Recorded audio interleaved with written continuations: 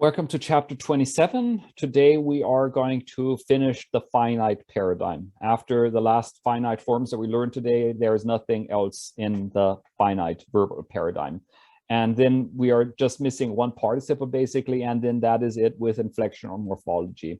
So the shift of the grammar for the rest of the textbook will at this point then move away from inflectional morphology, which we've already covered, to having a more systematic view on word formation processes that we have, both derivation and other processes, on constructions, where we haven't met all, where we're still going to learn some cool constructions, and also on semantics, things like that.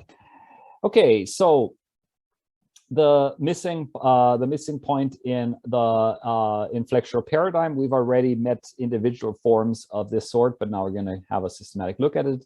And that is the imperative in the third person, singular and plural. This is something that a lot of Uralic languages have, which it sort of like only sporadically exists in Indo-European languages, for example, but it does exist. Turkic languages do this too, that you in the imperative, you don't just have second person forms, but you also have third person forms, sometimes even first person forms. Mari doesn't have that. And like counterparts of this in like in other languages you might know, like there's non-productively in English or German, this is used with live, for example. If I say like long live the king, long live the revolution, or anything like this, then I'm saying with live that something should live, basically. Or in German, then es lebe der 1. Mai, or something like that. Like but yeah, so Mari, as like many other Uralic languages, does this completely productively to indicate that somebody should do something. Yeah, and it is also used in some subordinate clause types, which we are going to look at in later chapters. Like people who have studied Hungarian might especially be expecting this, because the Hungarian imperative or subjunctive forms do this too.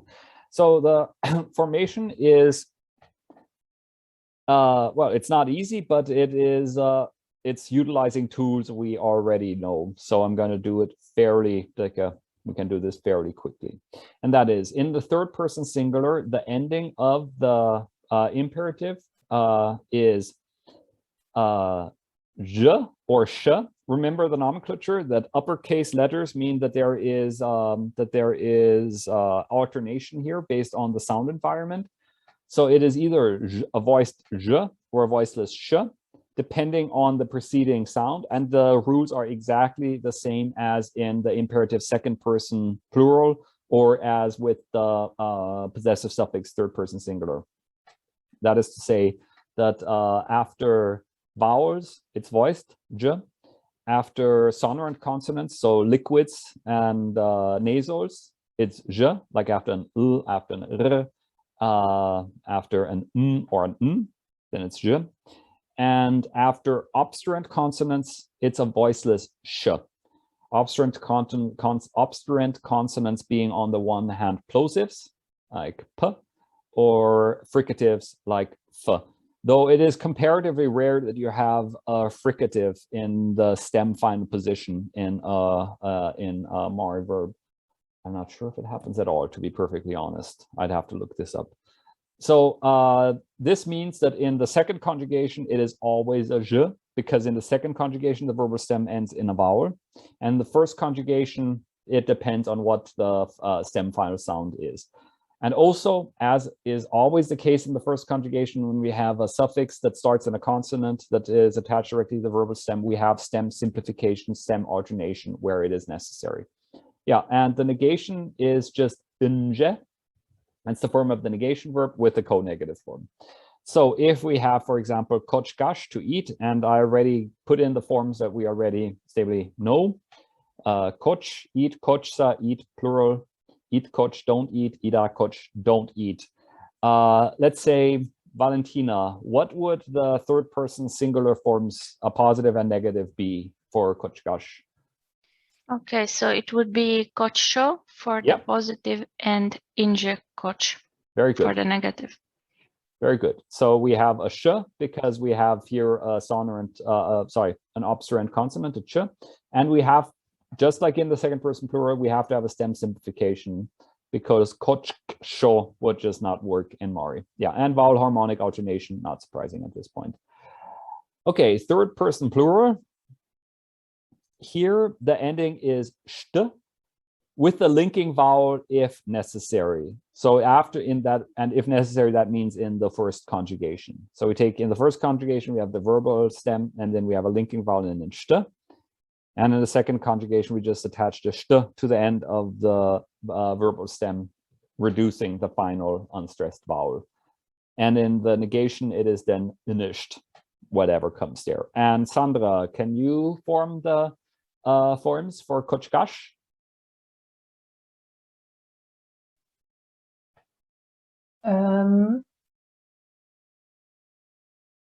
I gotta admit, I just missed if the stem is simplified or not. It is not. Okay, then it's kochkish and inish koch. Very good. Yeah. So you don't have a stem simplification here because you have the linking vowel here. And the stem simplification we only had when we have consonant cluster meets consonant from the stem that comes. So this is something to keep in mind, that here in the third person third person plural, we do not have the stem simplification that we had everywhere else in the imperative. Okay, and this has some implications that this difference from the other imperative forms. And yeah, okay, here I gave you a paradigm in the second conjugation from Palash, where we see all the forms, but there's nothing shocking and surprising with this yet, and we are going to get to practicing all the forms. But yeah, to look at the implications of these oddities that we saw, let's form all the imperative forms, positive only now, of shinchash, shincham, to sit down. And Luan, can you form the 4 forms that we know? Luan, I can only very, very silently hear you. Okay, I don't know. I have to look. The microphone, I think if you can set the microphone level higher. I'm trying to Mhm. find the. Oh, No problem.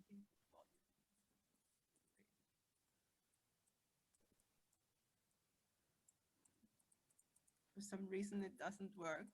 Yeah, now I can hear you. Okay, I Yeah. didn't change anything, but okay, if it works now. Yeah. Yeah, sometimes Zoom automatically changes your settings. I have no idea why that happens. Okay, so Yeah. it's shich for the second person singular, then for the third person singular with shich, Very good. then the second person plural is shich sa. Yeah. And then third person plural is shin chisht. Very good. Yeah, and the red coloring already implies that there are shenanigans ahead. Right, so now Sonia, if we had shinchash, shinchem to sit, the second conjugation counterpart, could you form the imperative forms of this one? Shinche, Very good. Shincheza. Sorry, it's like the second plural. So Shinche for the second singular, then for the third singular, it's Shinche. Very good. Second plural Shincheza Mm-hmm. and Shinchesht. So they are the same. They are the Yeah. same. And this is why when I was early on saying that the imperative is it's one of 2 forms where you cannot see the conjugation class. This is the other. That if you say shinchish, you cannot from the verbal form itself tell if it's a first conjugation verb or a second conjugation verb. You need to see the wider context to know if it's now sitting or sitting down that we're talking about. And there is another there's another point of shenanigans. And that is if we now look at the simple past tense one. It's been a while, but spoiler, in chapter 30, when we come to chapter 30, I'm going to do a big revision of the whole paradigm because at that point, we're going to know it in its entirety. Reka, do you still feel up to doing the simple past tense one forms, or has it been too long? It's been too long, I guess. I haven't revised it right now, so. Okay, who feels up to, like, let's say Valentina and Luan, would you feel up to doing the simple past tense one? No, I'm blank at the moment. Sorry. Luan, are you prepared? Okay, I will try, but I'm not sure. Okay. Wait. So, Sorry. okay, start with Shincham to sit down, the first simple past tense one forms. Oh my God. This is embarrassing. How can you help me with like the start? Was it like shit? Oh no. Shincham. Oh yes, okay. So I had this in mind, but I was a bit. So then the second person singular is Shinchich. Very good. Then we have Shinche. Very good. Then Shinchina or something. Careful. No. Wait. Oh, it's Shichna. No. Then Shichda and Shinchich again. Yeah. Okay. Nothing surprising yet here. And yeah, sorry for not warning that this is coming. Okay, but you want to give it a try in the second conjugation. Shinchash, Shinchem, to sit. So I sat would be. It would be it's my turn, or yeah, if you feel up there, okay. yes. I will try, but Shinchishun. Very good. Shinchishit. Shinchishich. Shinchishich, sorry. Shinchishit. Shinchish. Very good. Shinchishna. Yeah. Shinchishda. Yeah. And Shinchish. I think that's the tricky point here. Shinchishit. Shinchished. Exactly. Shinchishd. So here we have homonymy again. Systematically in the second conjugation, imperative, third person plural, and simple past one, third person plural are the same. And yeah, that can sometimes hinder comprehension because you can't even disambiguate with a pronoun or so because it's the same person in both cases. So you can't, like, without context know if it is they should sit or they sat. You need the context. Okay, so that was just a point to warn. And yeah, we need to do a paradigm revision. There is a very good reason why Timothy Riese would always do this every lesson with us. And I should be following his example more.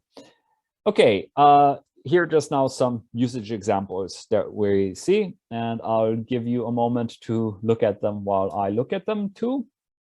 And we can see if anybody has any questions about their the meaning and the usage.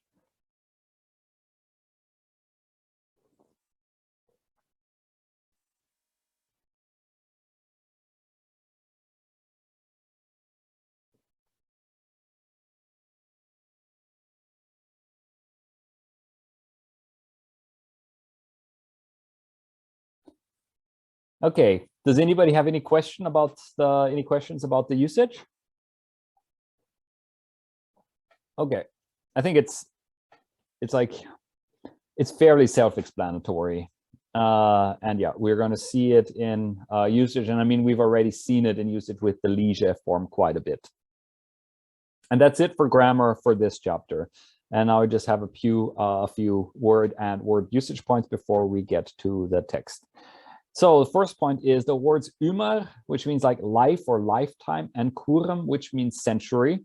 Even though they in their core meaning have very different meanings, there are a whole lot of phraseological expressions where they're used almost interchangeably. And that would be, okay, here it's like in the primary literary meaning when we have like kuju ÜmRan would be like having a long life. And if I say like икымше курым, this would be like the 20th century. No problem here. But if we have things like ÜmR mučko and kурым mučko, one's whole life, or the whole century, these are basically the same thing. Or ÜmRes and kúrymes for life, for the century, for the ages, kind of. both are interchangeable. Ümmereşlan, kuremeşlan, very similar in meaning. Ümeraş, this is now as an adjective, or kuremaş, like something that is forever, or for the century, for one's life. Yeah. And yeah. So not much to say here, just that sometimes in phraseological expressions, you have to detach yourself from the literal meanings of these words a bit. Jeremy, may I have a question? Yeah. Where does this come from, that actually these two words are interchangeable? Is it somehow related to history, semantics, or? I really can't tell you off the top of my head, I'm afraid. No, yeah. Doesn't matter. Yeah, it's just it's just very interesting that something like century and life can become kind of like synonyms. Yeah, I would like if I was actually studying this, I would look at also Turkic languages, what shifts have happened there. And immediately I also think that like Russian might also have an influence, where the word vek also has like sometimes is moving on the boundary between a century and just age in an abstract sense. But yeah, I can't say anything useful or meaningful here, I'm afraid. Okay, auxiliary constructions.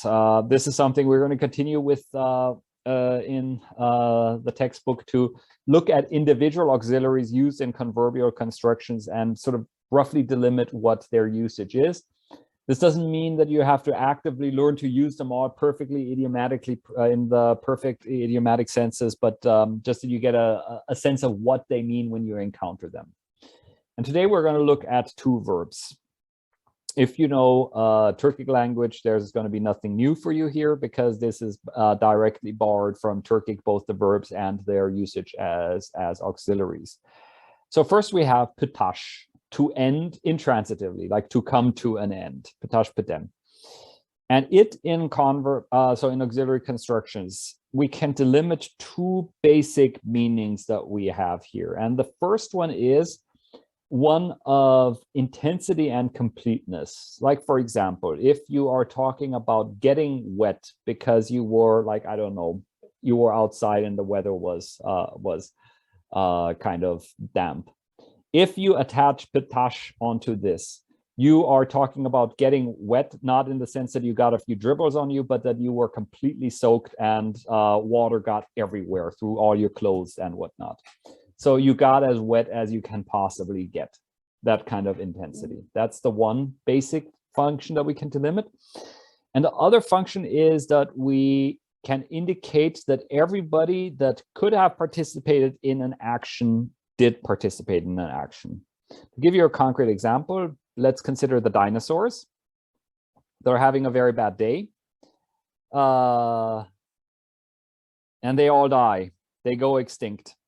This would be a prototypical excision where you would now call about kolen pitash, dying end, die out, to go extinct. Everybody who could have died in this scenario died and is gone. And I know this is brutal bird erasure because they survived, and they're dinosaurs, but yeah, let's ignore them. And we're just talking about how all the dinosaurs died. So this is then pitash is used like for in an intransitive sense when something happens on its own or something happens to you, and it is either very intense or it happens to everybody that could participate.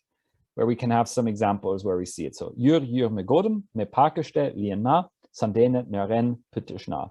We were in the park when it rained, so we got soaked. I know we're talking about not getting a bit drizzled on, but like you were caught in a deluge. And ola lat kurımsho pyteniek yulen piten.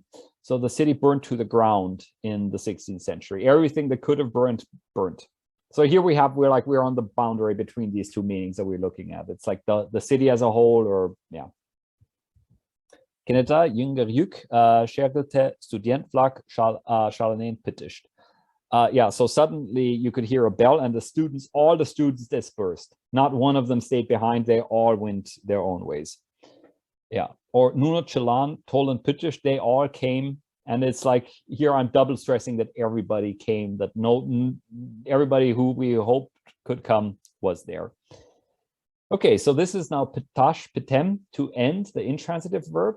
And next up is pitarash, pitarem, to finish, to complete, the transitive counterpart of this verb, to finish something, to complete something. And this is basically exactly the same, just transitive. And here we are focusing on the agents in the activity. It's the rain that is drenching you completely. It is the meteorite that is killing everybody, and the such. And yeah, we can see that in the examples too. When will you be done with your work? When will you be finished doing it? By the evening, they mowed the whole plot. None of it was left. The singer finished singing the song. None of the song was left.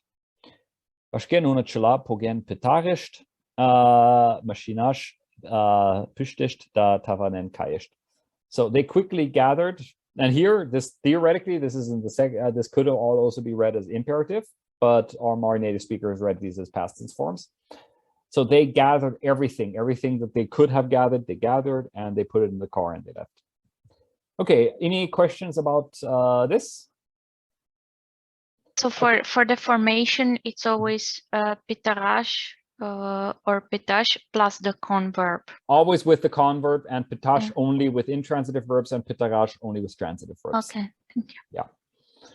Yeah, this is sort of with what we're now, when we're now talking about the auxiliary constructions, this is sort of like a universal facet. It's, if I don't say anything else, it's always just the converb together with a syntactically superordinate verb, like some verb that is like, if you just look at it from the syntax, it looks like it's being modified by a converb that is sort of like an adverbial form, but it's actually the converbial form that has the semantic core of the whole thing. Okay. Ooh, the numbering is not quite right. Did I forget something? Can I ask a difficult question? Yes, I'm not sure if I can answer it, but you can ask it. So with pitarash, in the meaning that sort of all of them that could possibly be included are included, does that only mean all of the object, or can it also mean all of the subject? That is a difficult question. My feeling is that it is all of the object. That it wouldn't be like if you say that like if you say that like all the kids ate an apple, if you would want to say that, for example, you would have to modify it in some other way. That if you say like, I don't know, your shavlak, all mom, kochken pitarenet, I would like, just without having like now looked at it, just out of my gut, I would interpret this as all the apples being gone, but nothing being said about if all the kids got an apple. Yeah. Okay, I just noticed my numbering is off here. I hope I haven't missed a grammatical point. I'm going to look at that after at the end of the class. Okay, it's just the numbering that's wrong. Thank you. Thank you, Sonia. So shuko and ятыр, much, many, we're saying in the book that they are equivalent. I don't buy this myself. I would more say that shuko is like the prototypical much, many, and ятыр is, it's hard to put my finger on it, but it's like several, or so, like lots, but more like a significant number in a way. It's like sort of similar like German etliche or something like that. There is not, however, a clear distinction in like collocations where the two are used.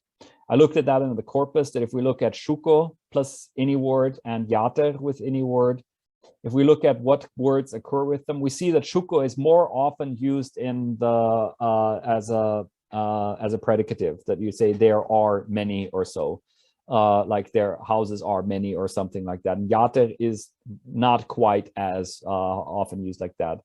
But the most common collocations are the same with them. It's shuko gana many times, ятыр gana several times, something like that. Shuko jab a lot of time, ятыр jab quite some time. Yeah, but both of them can be used with uncountable and countable objects. So we have like times, countable, time, uncountable, no restrictions there. Reka asking if that's something like meaning enough, a big amount, yeah, sort of going in that direction. It's really hard to put your finger on it, and we didn't manage it when working on the dictionary either, based on the sources we have there. So yeah. Okay, I'm sorry, that's not, doesn't feel like a very satisfying answer, but I have a question, just to confirm. So actually you use this as a predicative, and it means like a lot, but then the noun follows in singular form. yes, in both cases, that like as quantifiers, they behave like numerals in this case, that you have like that you use them in combination with the nominative singular, or the singular with, in whatever case the whole noun phrase is. Yeah, asking because of the source language. So I guess ятыр must be yeah, I mean with the a in the first syllable, it's got to be alone. This I'll have to so yeah, borrowing of some sort, and I should look at that if that helps me figure out the like the semantic fine distinctions. Okay, that's it for word and word usage. Yeah, Sonia? Sorry, actually, Jeremy, you've skipped something, and it's первый and икымше. That was number 4. Yeah, that's what I was missing. Okay, but it was the last one, so I was just wondering when you asked that actually there was nothing in between according to the textbook. There was nothing in between Petarash and Shuko, but there was afterwards. Yeah. Okay. What I'm going to do there is that I'm going to quickly create the slide and record it at the very end after everyone has left, so that we have it as part of the recording. Yeah, but here I'll just say about первый and икымше. So you have this as an alternative form of икымше first. You can also use the Russian word первый first. There is no. I have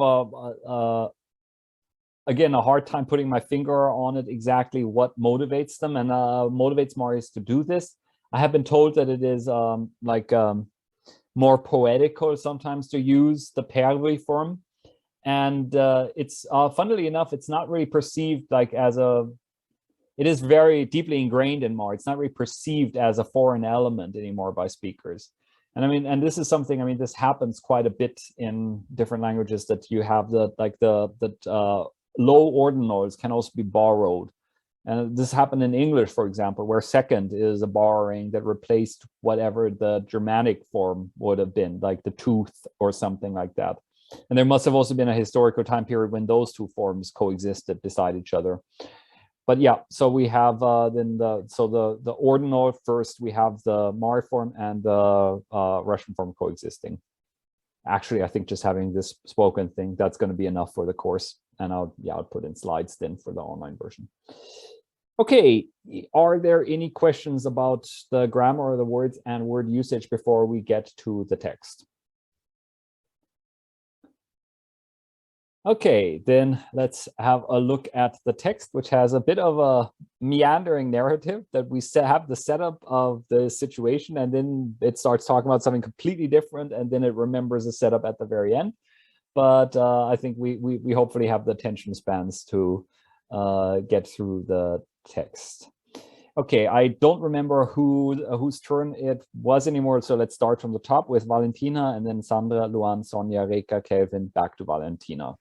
Okay. And the text is universitetischste at university. Okay.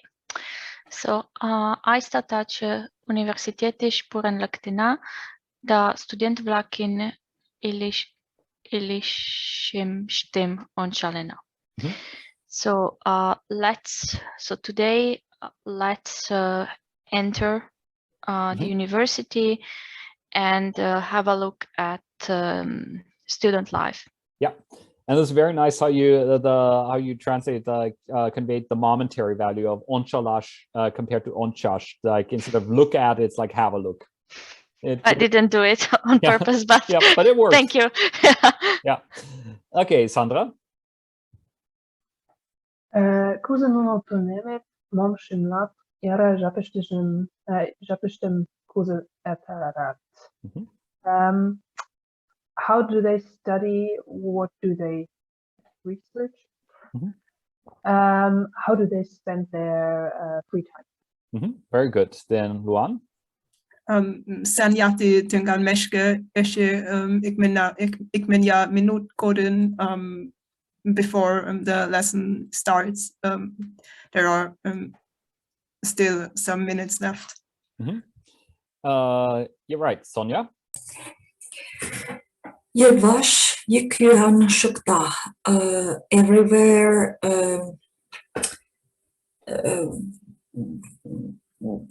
it's I don't know how to translate it into Czech, so everyone's speaking, the murmur or the sound of voices is to be heard everywhere. Yeah, like around, like it's noisy around everywhere around them also. Yeah. Okay, Rika? Studentlar ihtivasishtam salamlat kuterat vashtalat. So the students say hello to each other, they talk, they laugh. And then Kevin? Kineta jünger yük schergelte studentflak shalanin pudish.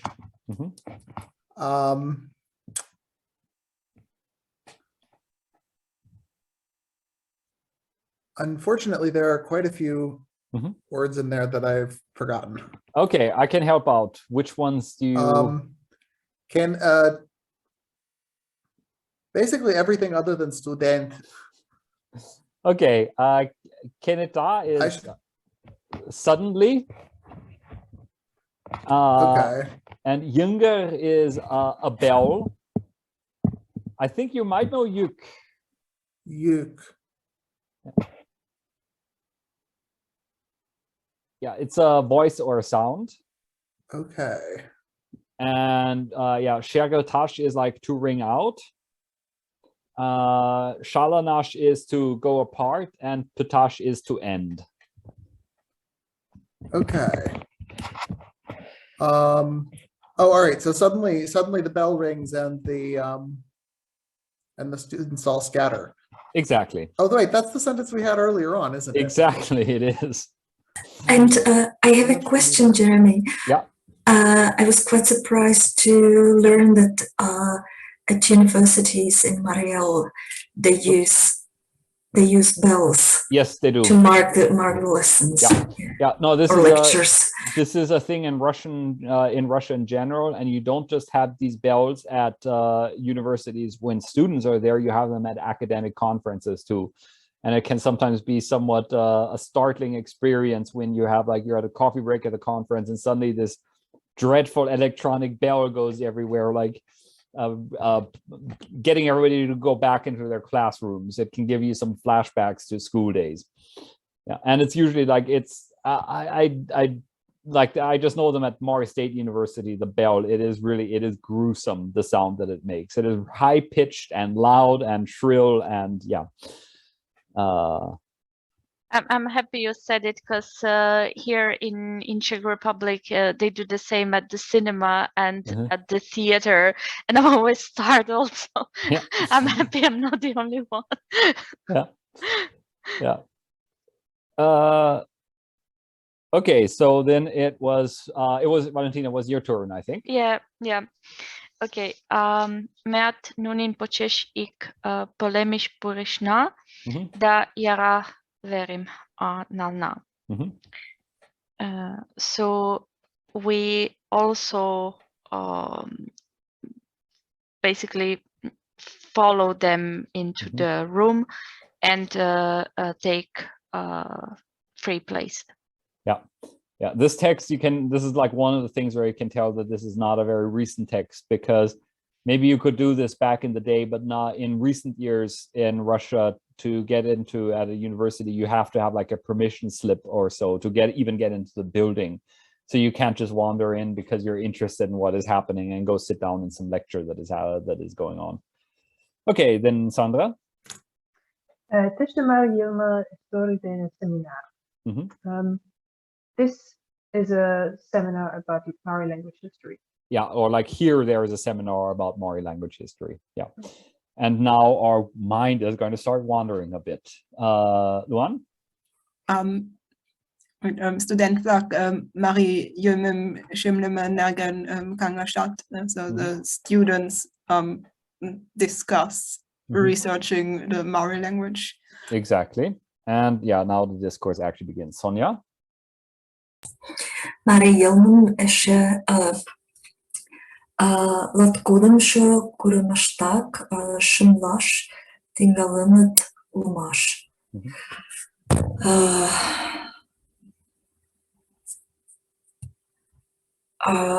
The research of Mari language started in the 16th century. Yeah, already in the 16th century. Then Reka? Ozan archiepiskop kuri Mari alfabetimat iştaştacın notumlama paşajı şuktedak kodun. So the Archbishop of Kazan, this Kuri, also tried to create a Mari alphabet, but the work he started remained without success. Yeah, it was not. It stayed not uncompleted, basically. Then Kelvin, if you feel up to it. Is that the Ozang sentence? No, the one afterwards. Okay. Dujen Shimshuda Shimla Vizimshe Ishte Sankt Peterburgske первый Mari grammatike Savaktaltlekten.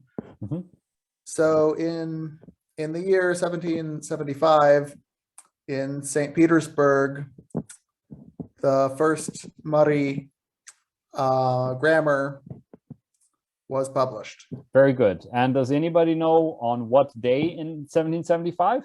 On the 10th of December. On the 10th of December, because that's the day of Mari literacy that commemorates this date. Okay, then Valentina.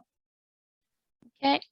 Mari kundemish chukchidin ves elase shanchize vlak tolin koshtenit. So several or scholars from different places started coming into the Mari land. Very good. Then Sandra. No šuko jumakam kalikmutam tushtem murin ugeneta yilmam terge. They collected a lot of fairy tales, sayings, riddles, and songs, and what was that again? To check, to examine. They examined the language. Right, very good. Luan? Mari Shanchis Koklagic Posnak Vasiliev Palem Deman. So from the Mari with scientists, one should know especially Vasiliev. Yep, very good. And about Vasiliev, it stands for Valerian. And he is also known under the name Mari, because he was an Eastern Mari and he published under the name, like his pseudonym, his nom de plume was Mari. And he published a dictionary under this name. So this is good to know, this connection, that if you hear reference of a guy, Mari, this is Vasiliev. Yeah, then Sonja?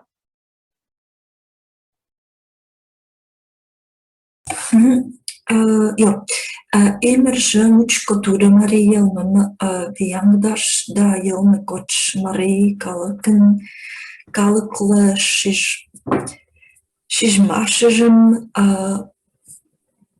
помыжалтараш тыршен.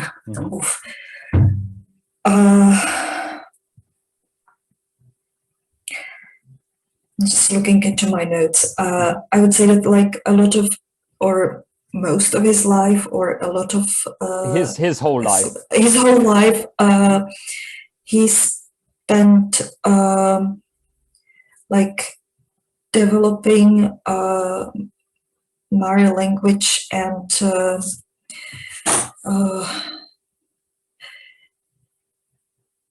I don't actually know what Ümör Through the language, like through, okay, yeah. So through the language, he tried to, I think, create the national feeling of the people. Yeah, like to awaken like a national identity of the Mari people through the language. Then Rika. Shoçma yılımın kışkınaklı, tudun ançıklıkşo ver kolyanın ve Vasilyev tige kalasın. So Vasilyev, who valued the native tongue highly and was worried about its future, said, and then comes the poem. Yeah. Okay, so here now comes this poem. I have found it online attributed to other people than Vasilyev, so this might be a lie that these are Vasilyev's own words, but I did not look into this into detail. And yeah, as I said, I have a Russian translation based on which we can verify how much we got the spirit of it. Shall we do it like line by line, maybe, just because it is a bit tricky and I don't want to give anyone the thankless task of doing the whole thing. Kelvin, do you want to do the first line?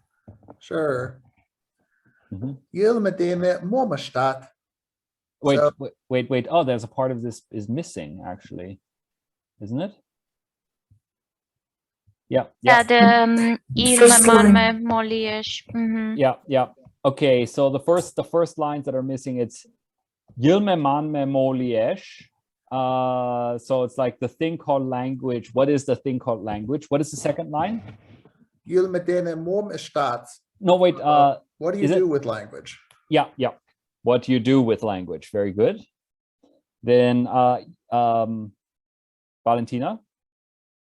Yeah, Ying ilmişte John Goesh. So the soul or a person's soul is visible in the language. Yeah, like in a person's language, the soul is visible or something like that. I was not sure when reading this if it is like a person's language or like a foreign language, because Yang can also be like strange, foreign, or something like that. But the Russian translation makes it clear that it is like a person's language. Okay, then Sandra. Shonamajat Yulajat.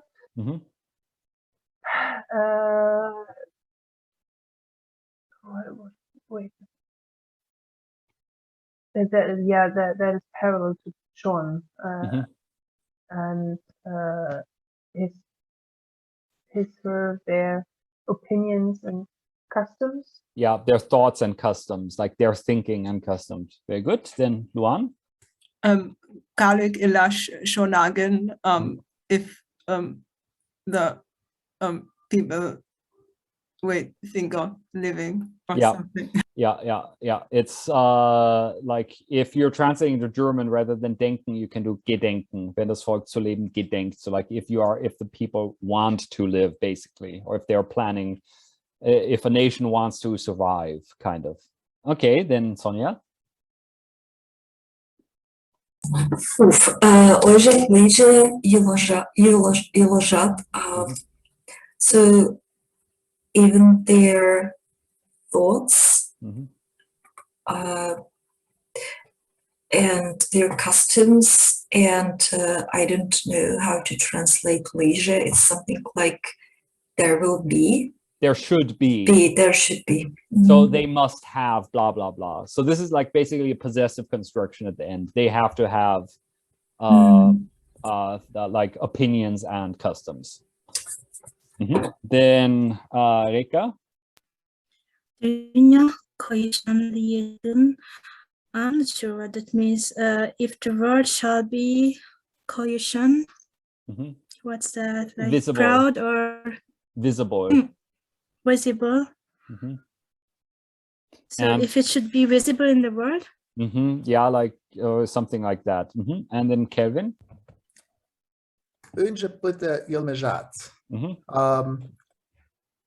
Technically, its language may its language not end. Yeah. Okay. So I'm gonna read the Russian version and translate it like line by line. So yeah, it's a translation of a translation, but this is should make sure that this is extra prosaic. If I find it, here we go. Что такое язык? So what is language? Для чего он служит? What does it serve? В человеческой речи душа видна, like in a person's speech, the soul is visible. И мысли его, и обычай, like, and his thoughts and customs. Чтобы жил народ, so for people to live, нужны и слово его, и традиции. It needs to have its own words and customs. Чтобы во всем мире знали его, so that in the whole world one would know it. Бессмертным будет пусть его язык. May its language be immortal. So yeah. This is also, like, for those of you that know Russian, this pust particle, this is a good counterpart to the third person imperative, which in Russian is fairly widely used, especially like also in songs and the such. Like there's a very famous song in Russian, Pust всегда будет солнце, which is like, may there forever be, may the sun forever shine. And I think there are translations of this song in basically all the languages of the former Eastern Bloc. I've encountered a German version of it at some point too. Definitely a Mari version, definitely an Estonian version. Yeah. Okay. Then Valentina starts with Shochmo. Yeah. Shochmo kalikim u ilish yoginish ushash tudin lumnerjin noltash Vasiliev ulo vijim peshtem. Okay, so I wasn't fully sure about this one, but I think that means that Vasiliev's name became, let's say, Vasiliev got a good name, or became famous and respected, thanks or no, not quite, because he's Vasiliev in all this, he's the subject. We're talking about what he did. So it's not his fame we're talking about. Okay. And this whole thing, the whole wording here, it sounds very Soviet, that this is like, especially like narratives about the revolution and whatnot. It's following the choices of words that you often hear in such a context. Okay, so he, if I'm not mistaken, he placed new life, or he placed new life into his people, but then I don't get the second part. Okay, his name, yeah. Let's start at the back. So here we have the subject, Vasiliev, he's a subject, and then ulovizhem pishten. What does this part mean, ulovizhem pishten? Okay, so Vasiliev is the subject. Then we have Ulo, so there was. But it can also, remember last week we were talking about how Ulo can also be used as an adjective, meaning. Oh, I wasn't there, sorry. Sorry. It means whole, complete, all, basically. Okay, so Vasiliev, so it's an completely, or completely. It forms a unit with the next one, ulovizhem, and V means strength. Okay, so it means all his strength. Okay, so he then put all his power and strength. Yeah, exactly. So he invested all his energy in order to do this, and that everything that led up to that is the stuff that he invested all his strength in. And what was it? What he was doing? Right. So first of all, we have Shochmo Kaligim, so it's his people. Yeah. New life. And then I forgot the meaning of that young Yoginish Ushash. Yeah. Yogan is like a stream or so. Right. And yeah, Ushash is to join transitively, to join something into something. Right. To put, so then it's really very Soviet. So to put new life into the stream. Yeah, like basically like to integrate, to join his native people into the stream of new life, kind of. Right. Yeah. I remember it was a bit weird. Yeah. And then the second part, Tudin Lumnerjin Noltash. So so it was not his name that was that became honorable and famous, but was it then the Mari people's name? Okay, now I get it. Yeah, like to literally to raise the name of the Mari people. Right. I get it now. Thank you. Okay, no problem, Sandra. Kiza kundan palme Mari Shanchuzen Lumjen Yilmem Literaturum da Historium Schimnische Mari Institut da Joshkorolase ik kurym numalet. Now the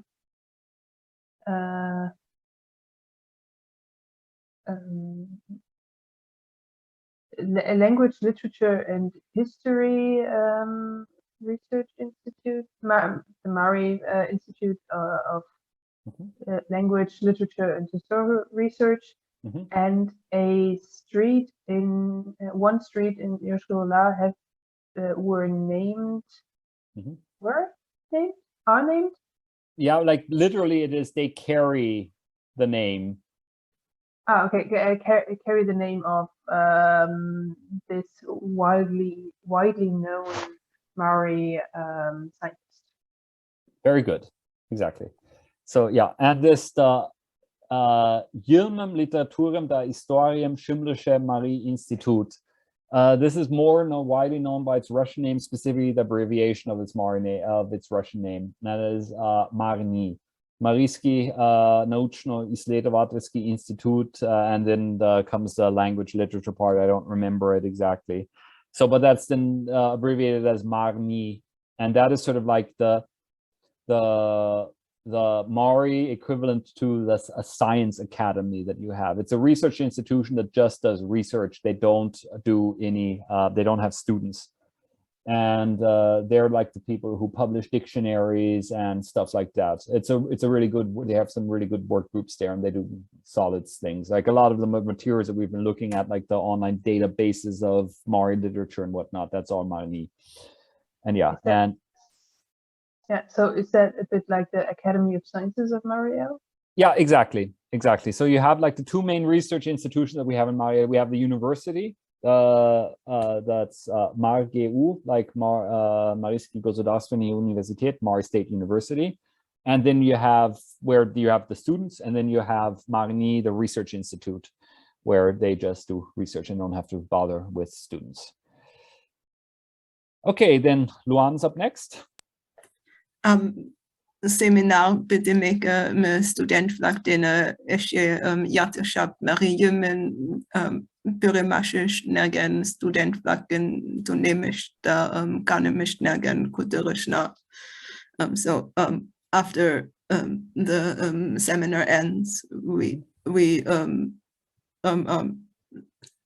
still talked some time with the students about the future of the Mari language, about the students studying, and about their holidays. Yeah. Oh, I would more understand is like how they spend their free time is what we're basically talking, like the relaxation time. Yeah. Okay, very good. And very good also that we remember that we were actually in a seminar with students, that we actually connected back to this narrative strain. But why is like the time suddenly changed? Like, because we had, I think the text was written like in present tense at the beginning, and then suddenly it changes to. No, it was actually in the. It was it was in past. It was in simple past one already in the beginning. Okay. But it starts with like this imperative, like let us go into the university. But then from then on, it's past tense. Oh, yeah. Okay. Yeah, but no, here it is actually present tense, and now suddenly it's past tense. Yeah, who knows? Okay, and then Sandra gets the last sentence. It should be me. Oh, sorry. Sorry. Unless Sandra really wants to. No, Sonia, Okay. we will still have some folk wisdom. And Okay. Peter дошла на Марии фольклор ансамблен репетиции шкже ижич. So in the end, they invited us to the rehearsal of Mari ensemble of folklore ensemble or group. Yeah, very good. Okay, and now we still have 2 folk wisdoms and 1 sign. One month. So Kevin gets the first one, but before we get to it, I want to make one note. This is not actually in the grammar section of the textbook, but it could be. This is also something that is typical of the Volga-Kalmar region. If you have an adjective, meaning like long, short, good, bad, or whatever, and you have a possessive suffix attached to it, then it usually, this prompts possessive suffix third person singular. This usually prompts a nominal reading of it, that you don't read it anymore as like good as an adjective, but like the good or something. And if it long becomes the length or something like that. Okay, Kevin, you want to have a shot at it?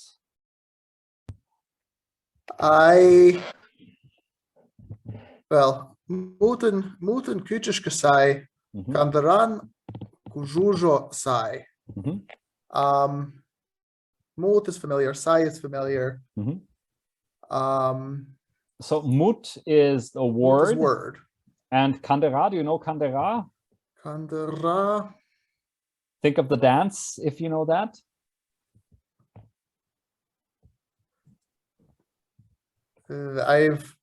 I just know the dance as the name of the dance. Yeah, it means rope. Okay. So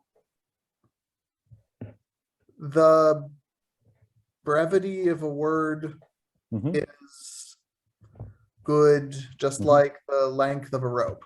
Exactly. So like words are good short, ropes are good long. Right. Then Valentina gets the second one. So mogai ushet tugai ilmat. So basically you speak what's on your mind. Yeah, like as your mind, so is your language, basically. Yeah, it's Czech has a similar one too. I'm not sure if Russian does. Yeah. Okay, and the last thing is still Sandra gets to translate what is on the sign here. Ship examikaya. Exam in progress. Exactly. Very good. Okay, so next week we are going to have some exercises pertaining to this chapter, and then we're also going to look at, listen to and read a news clip. And here we were a bit self-referential and full of ourselves because the news clip is about us and specifically about this textbook. And I like this, the prospect of having a news clip about the textbook in the textbook. The meta-ness of this was very attractive to me. So yeah, here you see Timothy Riese and 2 other colleagues from Vienna in Mari L. This is going to be then in the news clip. Hoopala. And here we have then the text that pertained to the publishing of the first half of our textbook back in the day.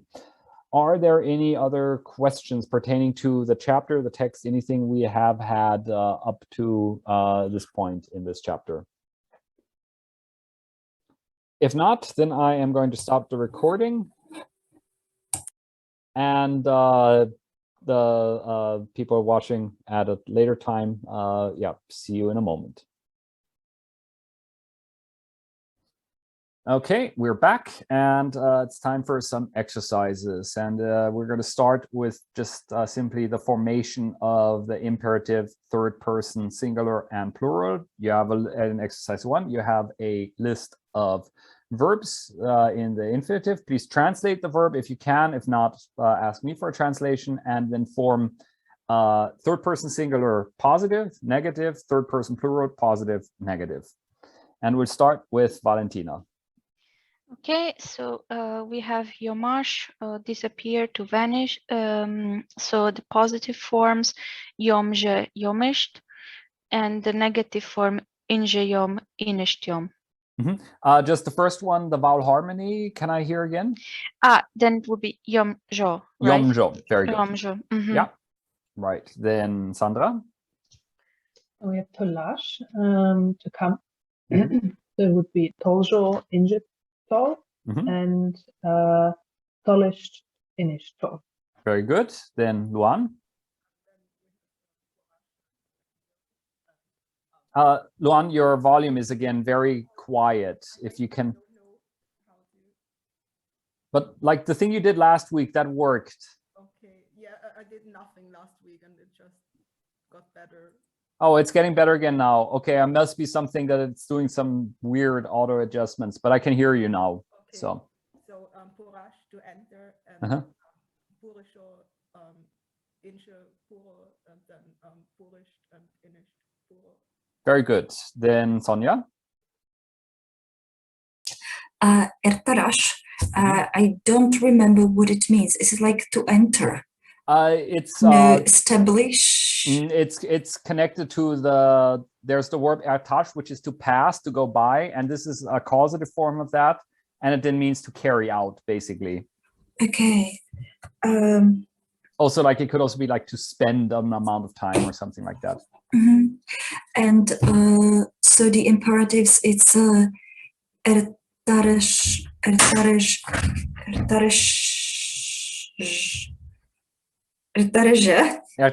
yeah, careful that it's voiced.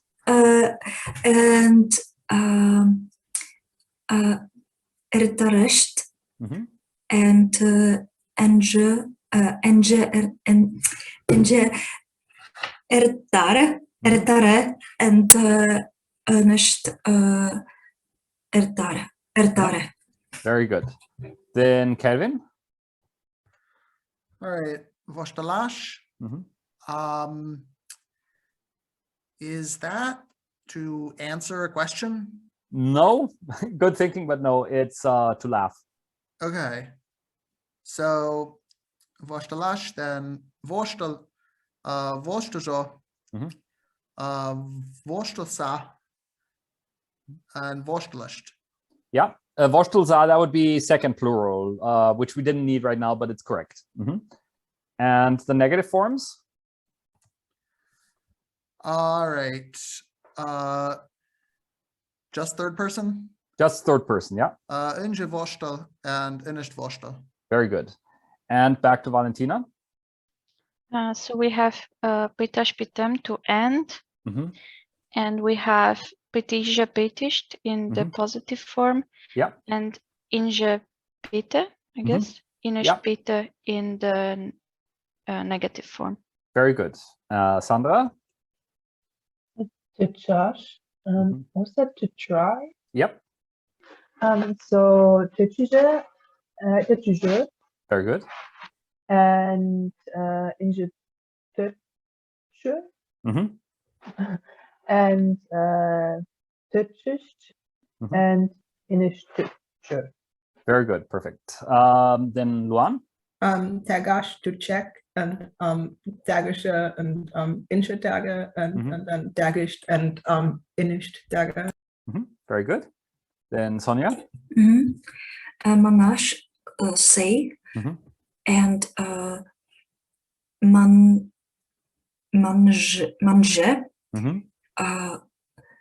manesht, unje man, and ernst man. Very good. And Kevin gets the last one. All right. Lektash, which is leave as in depart. So positive is lekshe. Very good. And lektisht. And negatives are injalek and inishlek. Very good. And you did exactly right with the simplification. We only need the simplification if the consonant cluster ends up in the syllable final position, which is either before another consonant or at the end of the word.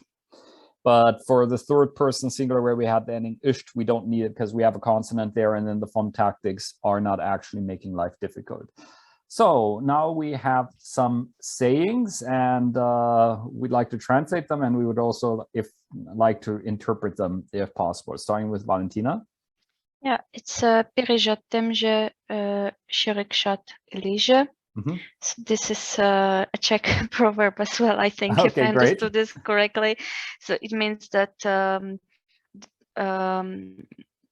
the wolf should be full, or the wolf has eaten his full, and the sheep or the goats in the Czech version are still alive. Yeah, and all in imperative third person plural. So it is, may the wolf be satiated or have enough to eat, and the sheep yet live, basically. Yes, and it defines a sort of a win-win situation for both parties. Yeah, it's sort of like in English, there's this very strange saying of having your cake and eating it too, which is usually used in a negative, that you can't do it, but this is like that all the good things should be happening, even if they are not actually if they're not even compatible with one another.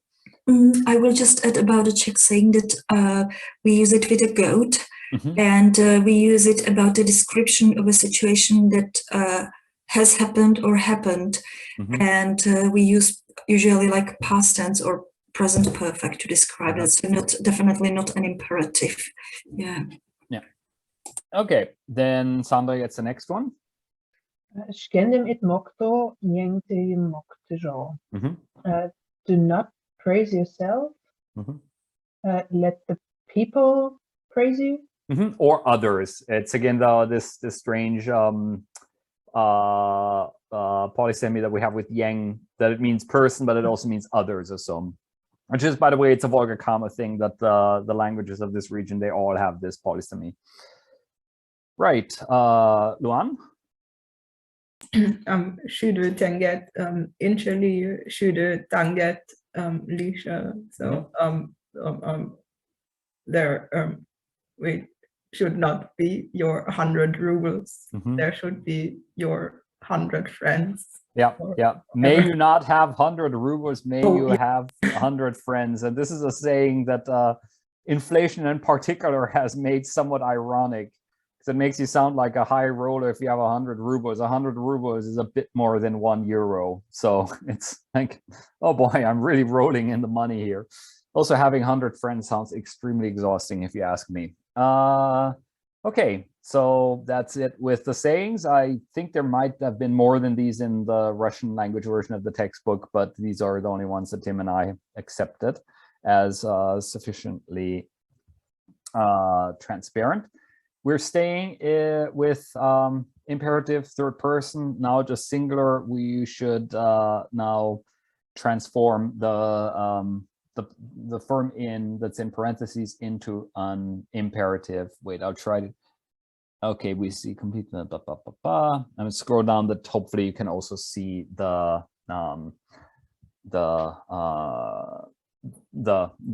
words.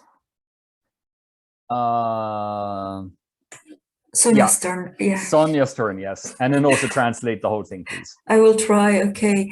Monturim charada kayash. So why do you stop him? May he go, or he should continue, or he should go. Yeah, like so, let him go, basically. Yeah. Like, and what would the form of kayash be here? Kayaje. Very good. Yeah. And in Kelvin?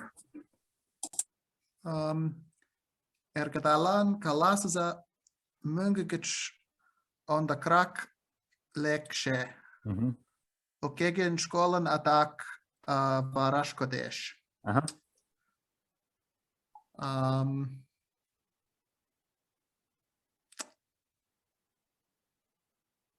Is ergeda a person? Yes, but it's a noun. Erge is son. Oh, okay, okay. Sorry, I there are two suffixes there, and I failed to parse them right. Yeah. So, say to your sons, or probably children more. Oh, just one. Tell your son, basically. Tell your son that he should leave home earlier. Yep. Earlier. If he doesn't, he'll be late for school. Again. Yep. Very good. Then Valentina again. Okay. On çekişmat tudo ilmim şimlimaşte terşije. So I think that means that going forward or in the future, they should try to research language. Yeah, like should invest their efforts in the research of language or something like that, of a language. Then Sandra? Zapomniara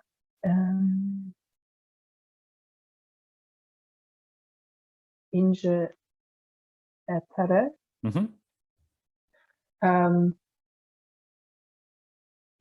They should not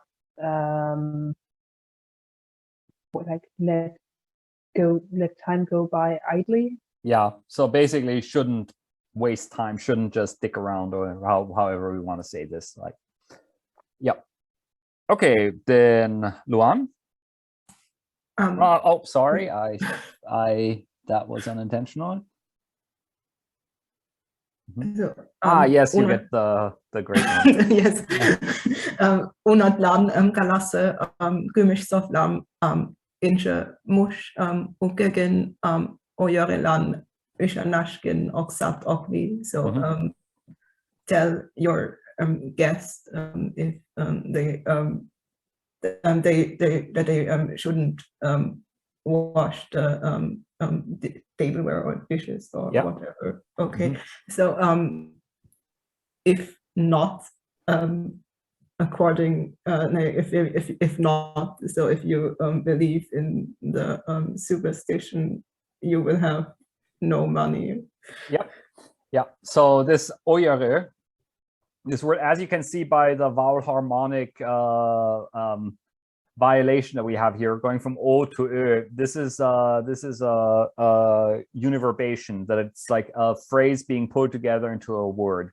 That and it originally was ok yare, like it's not suited, and that became then ok yare. The K became lost and became oyare, which is then it's like a taboo superstition. Basically, these codified rules of if you commit this sin against the forces of the universe, this negative consequence will happen, which is very serious business in Russia in general. Like Russians also have a lot of these superstitions going in this direction. I can't remember very many of them, but one is like if you give flowers, you have to, I hope I'm not get that, it's like in some contexts they have to be an even number, in some contexts they have to be an odd number, and things like that. And there are actually like whole books of Mari superstitions, like if this superstition, you break it, there would be this consequences. And like the Udmurts, for example, have these two, and it would be really cool if somebody does want a comparative study of these taboos, but because I'm curious, like how much of it is local and how much of it is a general thing in the area. I really don't know. But about the univerbation, I'm of the opinion that we should start using Mari univerbation, where you in English now use French phrases or so. Like, why do we say things like je ne sais quoi? Like, just say an on parle mot. Like, he, she, they has a certain on parle mot or so. I'd be totally for that. Okay, now it's Sonia's turn. To the pasham shuko ashten undesayan ganache. What is ganache? Relax. Okay. So like he or she works a lot. Yeah. And not now. or Now. worked a lot now. Yeah. And okay. So now he or she should relax well. So undersign kan je. Yeah. Okay, thank you. Yeah. Then Kevin. Tetla tusko ningunam inje kost. And tetla is tripping me up. Tetla is like nevermore, like never again or so. Okay, so may or he it's or more she like not go there again. Yeah, exactly. Like tetla, it's like in this context, it would work like that. It's like a negative. It's generally only used in negative clauses, like furthermore or something like that, but only in negation. Yeah. Okay, then Valentina. Okay. Erla nachar igeche vele injali ingerish yushtilash kanyana. So I think that means that hopefully, or may there not be bad weather tomorrow, we would like to swim or bathe in the river. Yeah, we want to go to swim in the river. So may the weather not be bad, basically. Okay, very good. So now we're doing it in reverse. We want to, let's see if we can form these sentences in Mari, and I can help out with the words if you can't think of individual words. And we start with Sandra. As they should go skiing.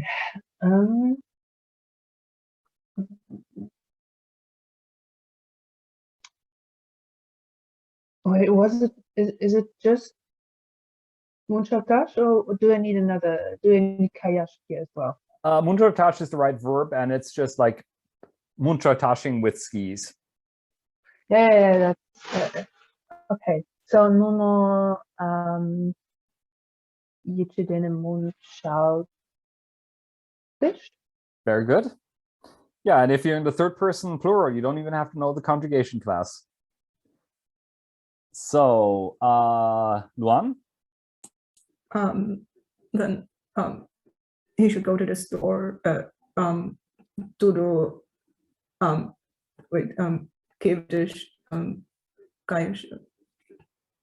Kayushe. Very good. And then Sonia? He should buy dark bread. I remember bread, which is kind. And kinder, and I don't remember dark bread. You just say black bread. Sorry? Black bread is what you say. Okay, osho? Yeah, no, it's white. Shem.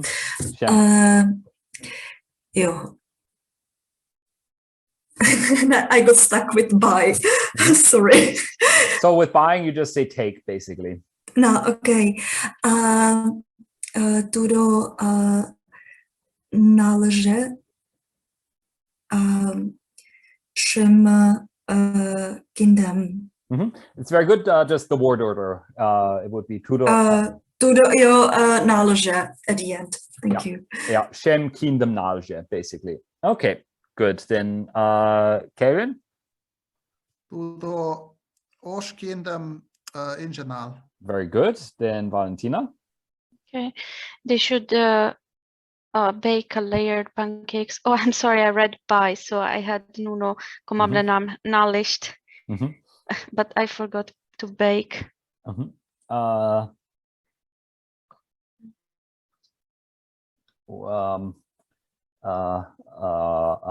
Kürstash. Okay, so köstash. Kürstash. kyöstas. So nuno kumamlename kyöstist. Very good. And then, Sandra. Echan shouldn't smoke. So, Echan inje shuk. Very good. Then Luan. They shouldn't be late. Nuno varash inisht got. Yeah, very good. And Sonia. Anush shouldn't watch television. She should do her homework. Anush televisorem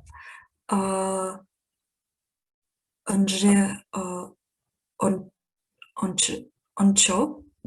Very good. Tudo. I don't know how to say homework. Urok. Uro. It's like from Russian. Yeah. Nuno urokamže ušteže. Yeah. Tudo uroksham ishteje. Uroksham. Yeah, that's the vice versa. First possessive and then yeah. Exactly. Okay. And now we're flipping it upside down again and translating into English. And we start with Kelvin. Dissertațion vozen pătără meșchet ves pașalan it pij. Before you try to write your dissertation. Not try to, before you finish writing your dissertation. Before you finish writing your dissertation,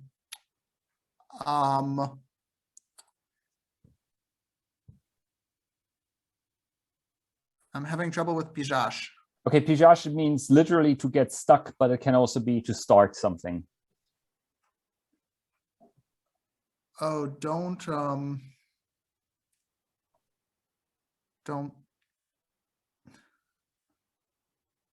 So vis pasha would be like all the work. Different work.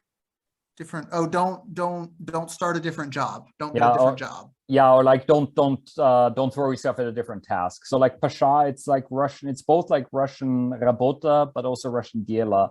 So it's like both a work and a work, as in the sense of a job, but also like a matter. So like basically, before you finish your dissertation, don't throw yourself at another task or another work or whatever.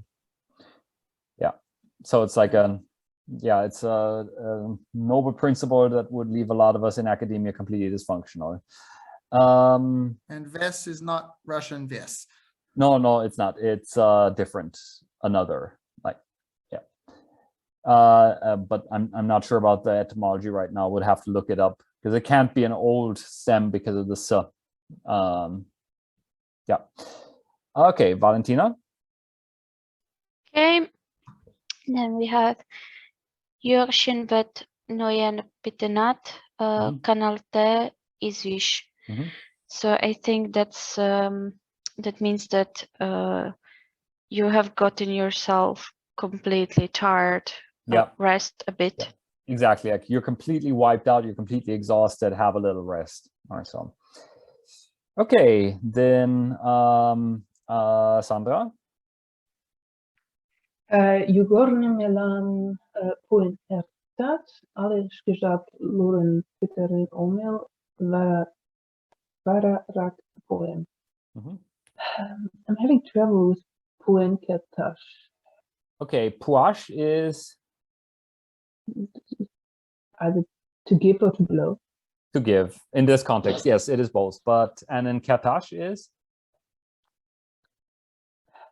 Was that to be able? Exactly. Okay. Okay. Can you give me? It's a book. Okay. Can you give me the magic path? The book.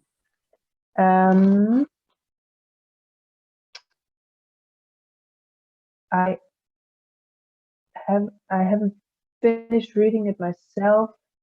I will give it to you later. Very good.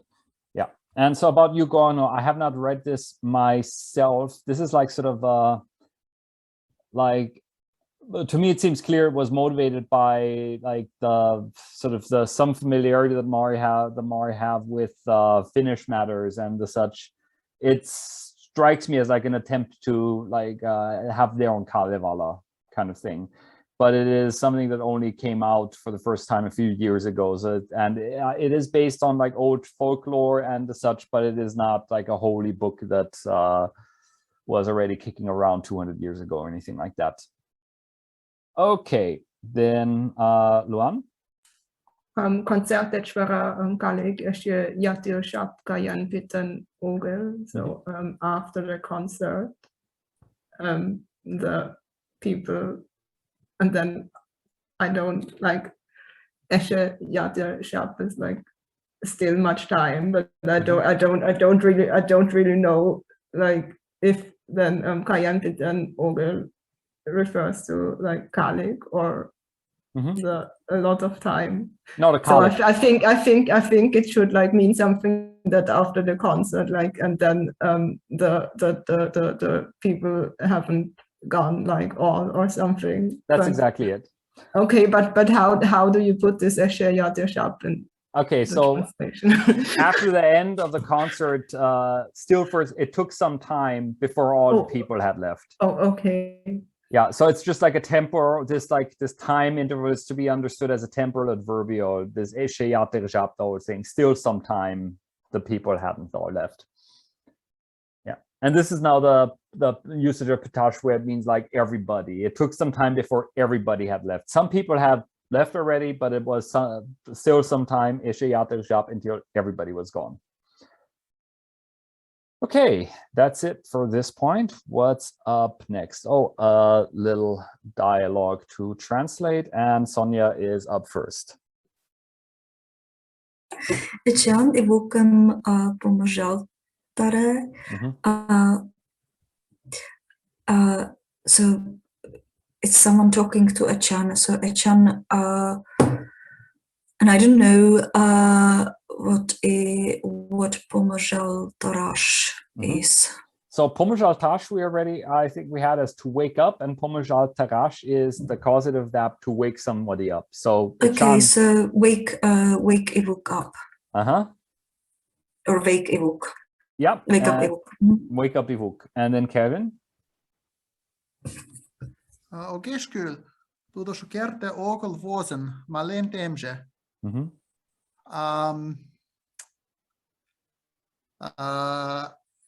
I can't. Oh, there's no need, basically. Literally, it. Oh, okay. So yeah, it isn't necessary. Exactly.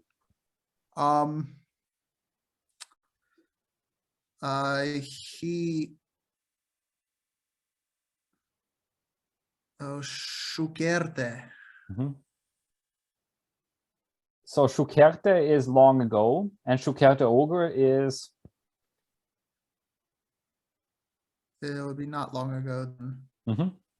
He just lay down to go to sleep. Yeah. Let him sleep in. Yeah. Let him get a good sleep.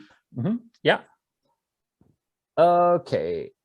Then Valentina. Okay. Am tudo que chivalem malen kia. So, and what if he sleeps until midday? Yeah, so what's he doing sleeping at noon, basically? Right. And Sandra? Turo idvos examenlan jam dilaten in de sadak toenemen akkert kanaltege. He prepared for an exam until all night.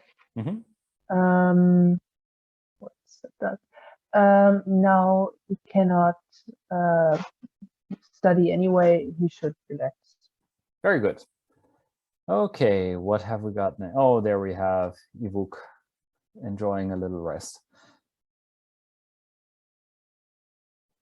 Okay, so we should insert inflected words in the appropriate position, and I will always mark the ones that we've had, and we start with Luan. corridores do rock den galme dat sponchej de le yuan shokta. So before the start of the lesson, in the corridor, lots of noise sounded, or yeah, you can hear different kinds of noise basically. okay. Then Sonia. Yeah, Shinger yük şırgıltımeke something şalanat.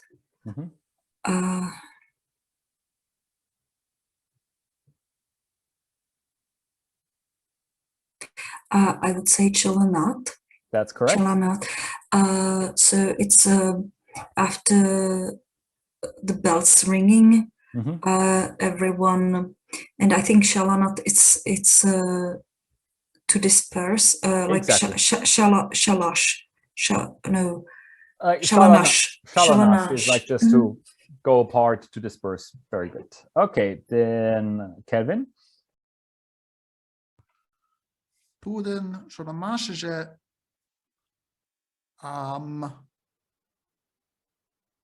yara? But I'm uncertain. Yeah, no, I mean what they're going for, sort of like his, her, their writing is like peculiar, distinctive, idiosyncratic, or so. Exactly. So because yara is more of an adverbial than no, actually it could also be used as an adjective. It just doesn't fit quite as nicely. Okay, then Valentina. Okay. Min kocham shuko yomak pala. But inflection, please. Yomakim. Very good. True. So my grandfather knows a lot of tales. Yeah. Then Sandra. Milana illusionergen shanash kulesh. Yeah, kulesh it is necessary, right? Yeah. Okay.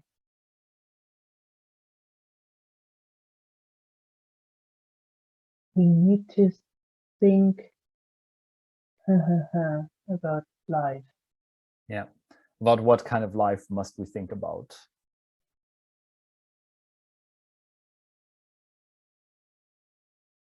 There's some that could work, but one works better. Yara? I mean, that sounds plausible about free life or so, but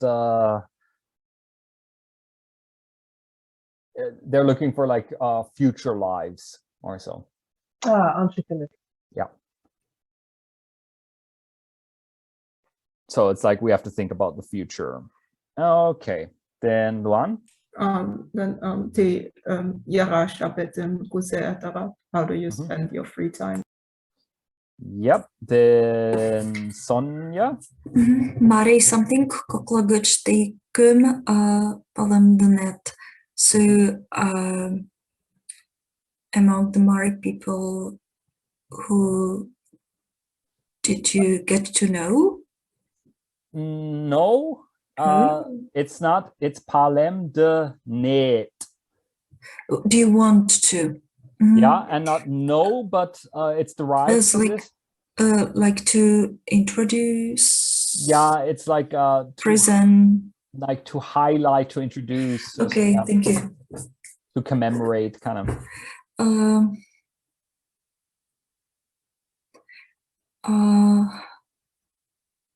So it's in this case Sereze. Sereze, yeah. Sereze. Mari Sereze Koklagach. Authors. Exactly. So from among the Mari authors, who do you want to introduce? Do you want to like commemorate? Okay, then Kelvin gets the not very difficult choice, but still want to translate it. Mari grammatike kunam savektalten lekten. So when was the Mari grammar published? Yeah. So what you said was correct, but more common here would actually be savictalt. That in this case, if you remember the short form of converbs that you sometimes have, especially before derivational suffixes, that you can just drop the n from savictalten. And this is such a common phrase, savictalt lekdash, that it's like, even if it's technically correct to use the suffix, it is so rarely done that it sounds strange. And at some point I even checked this in the corpus, you can barely find it. Yeah, okay, but yeah, no way to know that. Yeah, now we have a mixing and matching and translating task coming up, and we start with Valentina. Yeah. Okay, so Anoshi navaže moverč koljena, and I think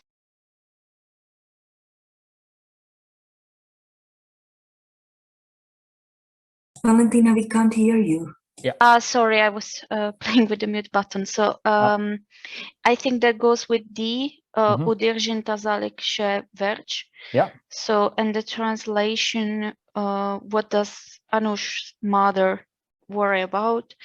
And the answer about her daughter's health. That is correct. Right, then Sandra. I cannot see all of the answers, actually. Oh, I'm sorry. I'm going to have to make it a bit smaller, even though it gets a bit tricky to read it all, but I hope it's okay. Can you maybe one bigger? I'm sorry. Yeah, that works fine. Thank you. Okay.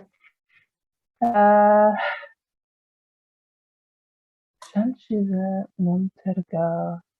What was tergash again? To check, to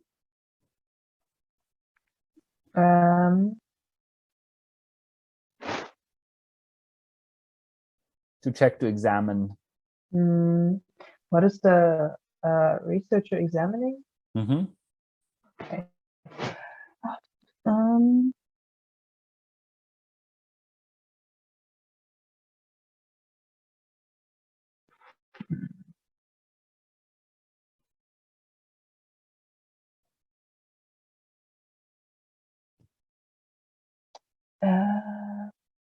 Is it H? No. Could have worked.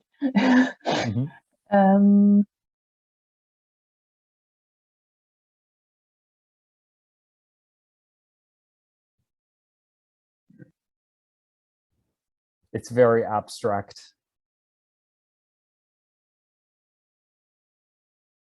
Is it B? No. Not that abstract.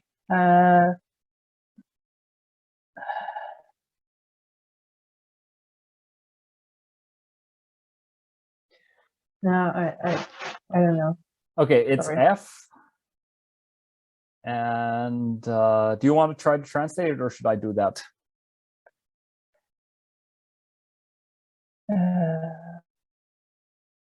Yep, maybe can you do it? I'm sorry. Yeah, no problem. So what is the scientist checking, investigating if his, her, their theory can be used in life, like in reality or not? Okay, so then, yeah, and I had the brilliant idea that if I move the ones that we've already had up, then I can slowly increase the zoom as we are progressing with this exercise.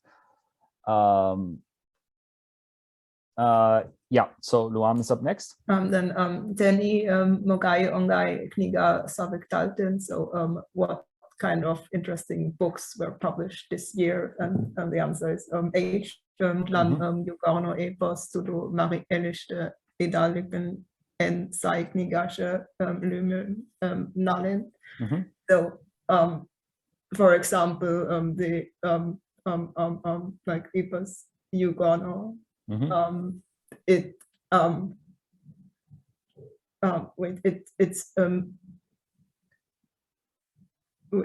name was like given in this. I can't read. Oh, sorry. So it's like I think its name like was given or something in the wait, no. Think of name here in an abstract sense. Oh, it's also, so more like honor or something? Or yeah, title, like, so, prize, basically. So it like receives the prize, the prize, the best book of the year. Exactly. In Mari and exactly, that's it. Okay, then Sonia.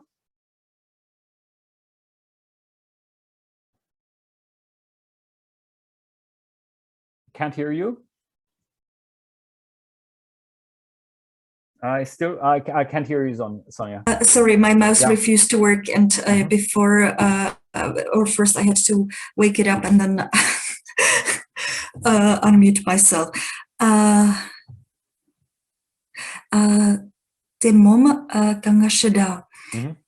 My question is, what is Kangashash?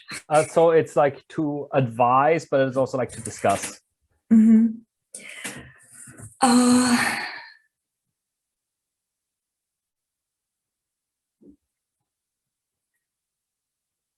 I would say it's the ensembloske. No.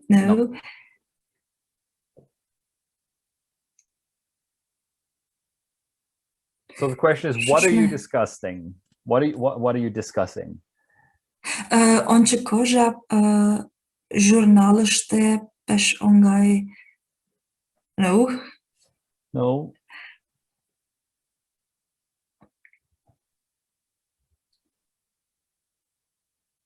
Okay, it's A. Okay. And then you can see. Do you want to try to translate it, or should I do it?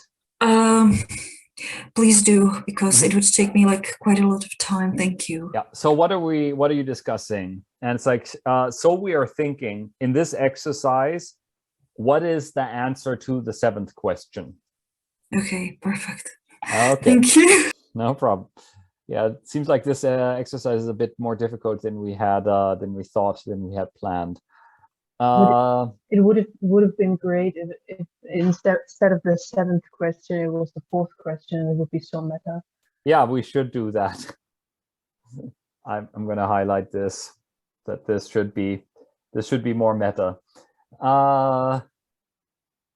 Okay, so Kevin. Mun vuostosin sitä. Onko journaliste pies on kaimus karam ludna? So what are you guys laughing at? We read a very funny joke in the newspaper Onchika. Yeah, like in the magazine. Yeah. Very good. Then Valentina. Okay. Student vlak jara japishtim kuze ertarat. And I think that goes with C. Ansamblaške koštet konkurslašte vištim tergat mer ilishte shkenishtim onchektat. So how do students spend their free time? And the first part, I guess they either play in a band or maybe dance. They test their knowledge in these university competitions and like their strength. It's more their like strength. Strength V. And take part in public life. Yeah, like they show themselves. It's what it literally says. But yeah, take part. That's good. Then Sandra. Икымше Mari граматика kunam saviktalt lekten. Tujem shimshure shimle bizimshe I luamsha lusha? No, luamsha, right? Luamsha, yeah. Luamsha dikterbe. When did the first Mari grammar come out? Like what was published? It was on the 10th of December 1775. Very good. And now Luan gets the 0 challenge one. The mom is to chat. So what are you trying to do? Video on Chen Mari kushte mashem peshtune mam. So watching a video, I am concentrating learning Mari dance. Yep, very good. Okay, so now we have some little dialogues to read, and we're starting with Sonia. Varakuze knowledge late or after. Sorry. So tell me, so tell me, what did you buy? It could what did be you that. get? What did you what get? Did you get? In context, is that then that makes more sense. So what sorry. did? Yeah, sorry, I haven't read the text yet, so I'm out of context. Yeah. Like with your version could have worked if we were at a shopping center, but then or something like that. But Kevin says, what did the addressed person get? Nalatanum, a 4, which, from what I can see of the word bank, is a grade. Yeah. It's the second best grade. It's like a B or so. Like for people from Central Europe, it's sort of irritating, as in like in Austria and in Germany, a 1 is the best grade, and the 5 in Austria is a failing grade. Is it like that in the Czech Republic too? Yeah. But in the like in the post-Soviet world, it's exactly the other way around. And Finland. Yep. Finland, a 5 is the best, but a 0 is a failing. Oh, okay. Oh, well, a fail is a failing. A 1 is still a passing grade. Yeah. This is saying there's a difference between Austria and Germany here, is that in Austria it's 1 to 5, but in Germany you can also still get a 6, which is extra bad. And as kids, we were always impressed that, wow, in Germany you can fail even worse than in Austria. Like we haven't even accounted for this kind of failure back home. Okay. Well, actually, for 5, if you have other good grades, you can make up for it. Yeah. And whereas a 6, that's then like really, that's it. Yeah. Okay, then Valentina. Okay. Tilat mogę bilet lokalin. Okay, so this is not tricky without context. Yeah. I know it, but because I was studying there, so it's like those tickets with questions, right? Yeah. So which question did you get? Yeah. So this is like a standard procedure in Russian universities too. When there's an exam, there are different exam tickets, and there might be differences and difficulties between them. Yeah. Okay. And what kind of ticket did they get, Sandra? Kosztulgo, the easy one. Yeah. Okay. This was meta now. Sorry, what was it? Easy. Easy. Yeah, and then Luan. Professor Shuko and did the professor ask a lot? Yeah, does the professor ask a lot? So it's like present tense, because this person is about to go in and wants to know how inquisitive is the professor. So here we have again a frequented derivation of yodash. Yodash would be just to ask somebody, but yodashdash is like to question, to ask a whole bunch of questions, like at an exam. Okay, and then Sonia. Шуко манаш окли поснак туди студентен умелимежим терга. So like he didn't say much. Oh, you can't say that much, basically. Okay. I'm not sure about posnak and especially in particular, like he or she tries to explain or make the students understand. Tests. He or she or they test the students understanding. Exactly. Oh, and this is like this is a nice case of have some reduced vowels. 1, 2, 3, 4 consecutive syllables. Nice. Then it's Kevin gets the first one. Mikalia, erlam emdan mogai seminar liesh. Mikalia, what sort of seminar do we have tomorrow? Very good, Valentina. Psihologi dene ti seminarlarını jam delal të natë. So it's going to be a psychology class. Have you prepared for the lesson? Yeah. Then Sandra? Sjuke, not yet. Yep. Luan? Alla Pilja biblioteket na some emphatic Patrick like let's go, like do we want to go to the library together? Yeah, so let's go to the library together or so. And then Sonia? Toresh Omel, Sonia is lost and doesn't know what Toreshash. Toresh is against. I'm not against. I'm not against it. Yeah. And this is a very important phrase, like it's like in Russian "Я не против." I'm not against it. It's like unenthusiastic agreement in a way. Yeah. You're not opposed to going to the library with that person. Okay, then Kevin. Anush, pendant se si da peten. So Anush, has your is your session over? Yeah. Valentina? Yeah, so tengeče petartish examenim kuchishim. So yesterday I passed my last exam. Yeah. And then Sandra?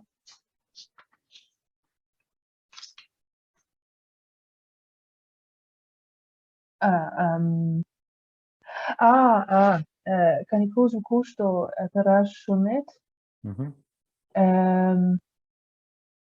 Where do you think you will spend the summer holidays, I guess? Yeah, so like where do you plan to spend your summer holidays? Sort of. Yep. And then Luan? Yalishka Nashkaya, I go to the countryside to relax. Okay, so we have some more wisdom, 5 of them. So everybody gets 1, and we start with Sonia.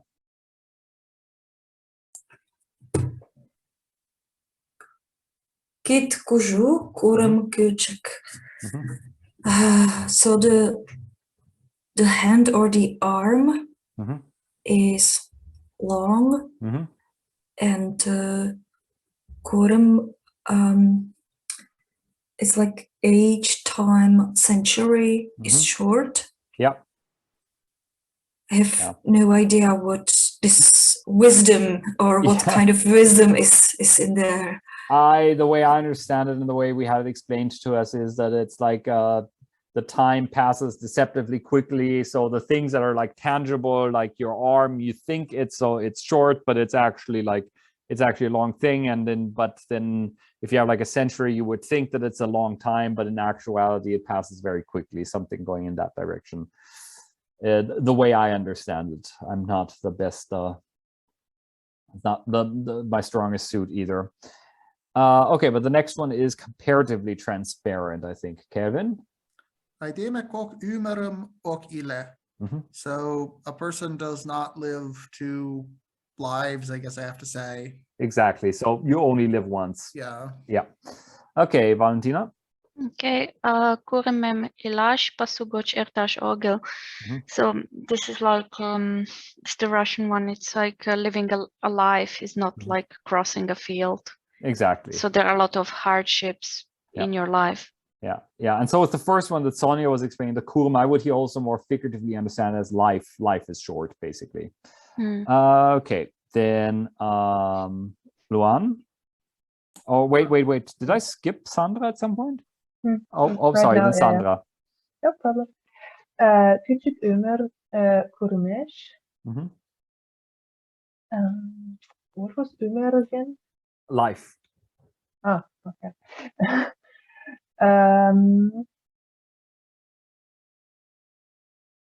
Is it something?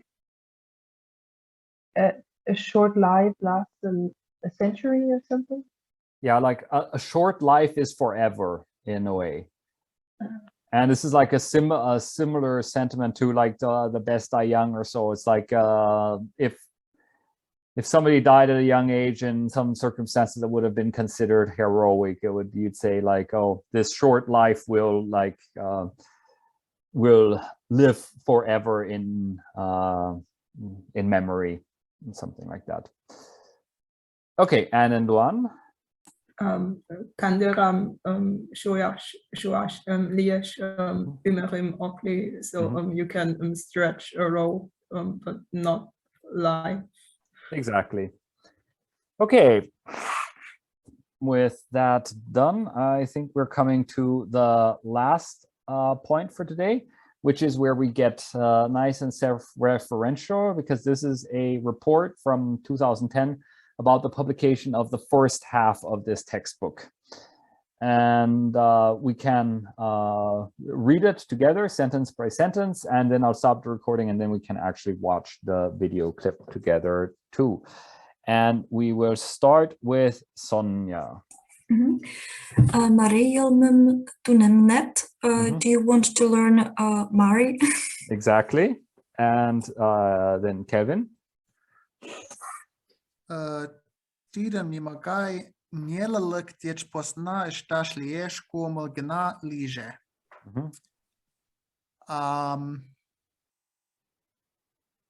So nielalik. Difficulty.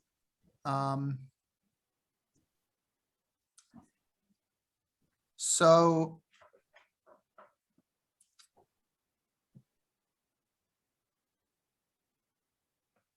and what about posna? Dech posna. Posna is like separate, but dech posna together is without. Okay, so it is possible to do this with little difficulty, or without difficulty. With no kind of difficulty. Without any kind of difficulty.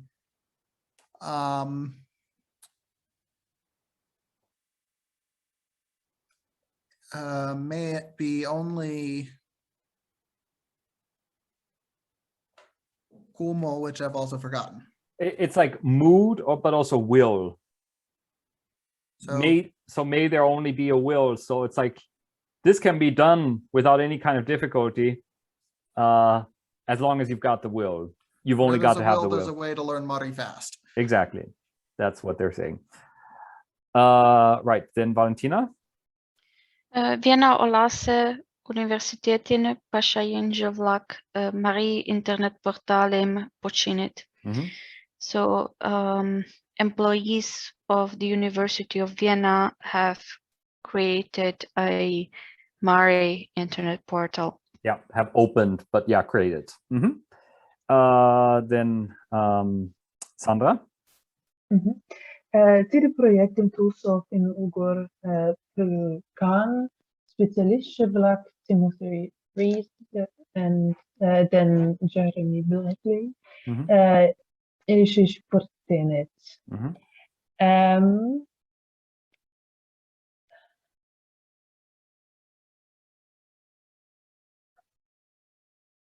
What is portage again? To bring in, but as a phrase, ilishish portage, to bring into life, it's just like to create, basically. And I'm guessing that Finno-Ugristik Vulkan is something like the Finno-Ugristik department. And then Tuso is still something. Yeah, we're going to get back to these at some point. This is from the demonstrative stem to, like that. Tuso of their, like German Dortig or so.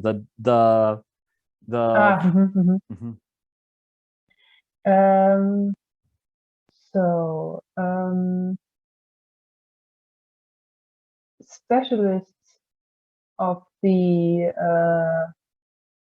of that their Finno-Ugristik department, Timothy Rees and Jeremy Bradley brought this project to life. Right, then Luan.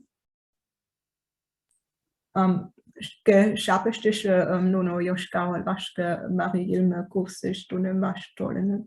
So in like some time ago, or they came to Yoshka or Yoshkala to learn in a Mari course. Yeah, in the Mari language course. Yeah. This is like the Japestische. I find I have a hard time translating it, but in German, Seinerzeit is used in a very similar way, like back in the day, something like that. Okay, then Sonja. Because in the Jot Elschte de Marielmem Tunemash Kumalan student Vlaklan Ongai Marielme Meman Electron Учебником Yamdalat. So it's like just now, because in the I'm not sure.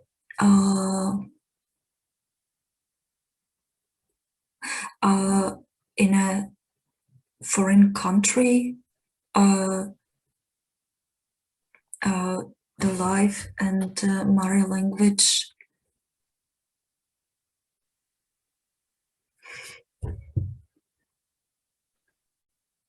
This is easier if we do it from backwards. Exactly. Yeah.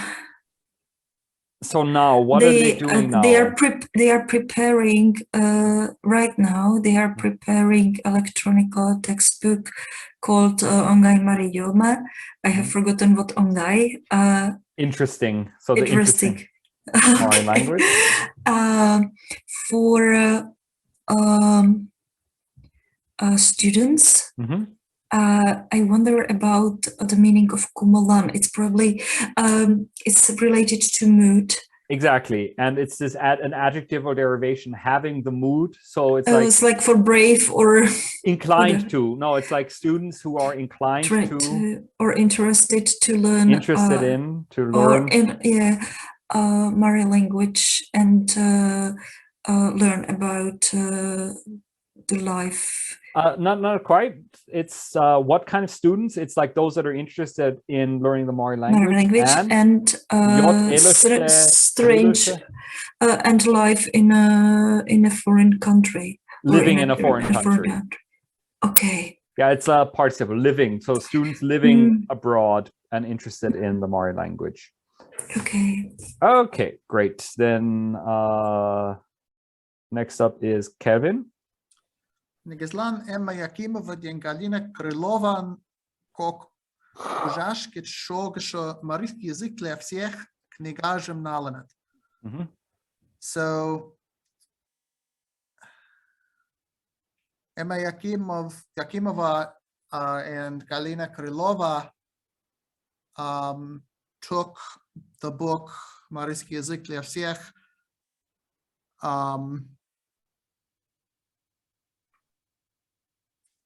almost. They're not the subject. The subject is still Tim and me. So they. Wait. Oh yeah, they're in the genitive. They're genitive, aren't they? Exactly. So, they took the book Марийский язык для всех that had been, or that Emma Yakimova and Galina Krylova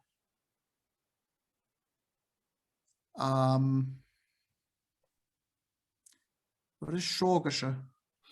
It means stand, but it also can mean consist. If you have it with something good shogash, it's like standing from something. It means consisting of. So it's the book consists of two parts, I guess. Exactly. So it's Emma Yakimova and Galina Krylova's book Marийский язык для всех, consisting of two parts. And they took it, Nirgeslan.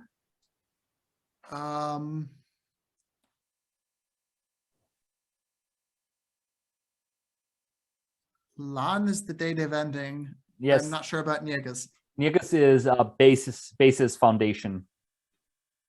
Okay. Oh, okay. So they used Emma Yakimova and Galina Krylova's two-part book, Maryjski język dla всех, as a basis. Exactly. Right. Then Valentina? Ja. Chiesto dem originalin авторжо владене перля англичан ilmish kustarat. So now they are moving to, or they are preparing, basically. Moving to is one meaning of kusarat, but it also just means to translate. Okay, so they are translating it to English together with the authors, which I guess means Emma and Galina. Yeah, the authors of the original. Oh, the original, yeah. Very good. Then Sandra? Jamdelima semin materialem internet portalisch luktet.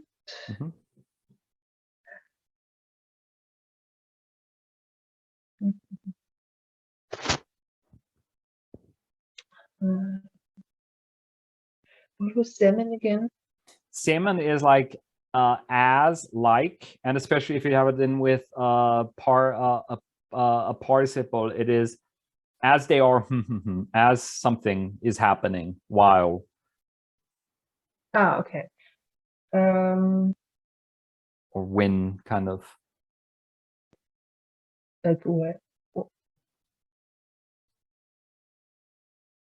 Yeah, so Jamdelam is semen, as it's easier to translate as a whole than Jamdelash. It's like to get to prepare something. And Jamdelam is semen is as they are preparing things, as they are getting things ready. Yeah, I also having problems with Luktash, sorry. Yeah, so Luktash is to bring out, but it can also be to publish. Okay. They are publishing the materials as they are being prepared on an internet portal. Exactly. So like when things get finished, they put them on the internet portal. Okay, then Luan? Because it's a Shablan, the Uchebniken Kumshude Lashtiksha Yamda. So at the current time, 300 pages of this book already. Already, yeah. That's so that was the first 20 chapters back in the day. And now Sonia. Tudemshke computershkat it's possible to download like these materials. Yes. Into your own computer. Exactly. This seems to be fairly codified. The Bozen Nalash writing take people use this for download. Okay. Then Kevin. Tu neme posobi pelen audio materialatulo. There are also audio materials for learning. Yeah, with like accompanying the teaching material. Right, then Valentina. Шушаш ishte internetishti учебниклан kulash text vlakim bergandash shonat. Okay, this is embarrassing because this is something that we announced that we would do and never did. Okay, so they think that the course book will be published on the internet next year. Yeah, so what it's literally saying is in the next year they hope to in the internet place necessary texts to this textbook. So this is something we had announced, that we would make a reader, that we have like a graded reader for Mari, for people going through the textbook of like little texts and stuff like that, but we never managed to actually do this and ended up having different priorities. Yeah, then Sandra. A projekt počeš, žela pašam Pitarineke elektron knjigam saviktin luknešt. And after the project, when after all the work is finished, they want to publish an ebook? Yeah, I don't entirely know what they mean here, that like they want to publish an electronic book, but we had already published it. I'm not sure if they meant like an ebook for Kindle or something like that, but yeah. Okay, then Luan. Tegaj projektlan oksam Austriese Schanche Fond Euren, so the Austrian Science Fund like devoted the money for this project. Exactly. And then last sentence goes to Kevin. No, sorry, goes to Sonia. Мария Медене електрон учебником интернета ще кушто можеш лиеш тиде сайтен адреса ще екрана ще уже да. I will start from the back again. You can see or you see the address, the website address on the screen. And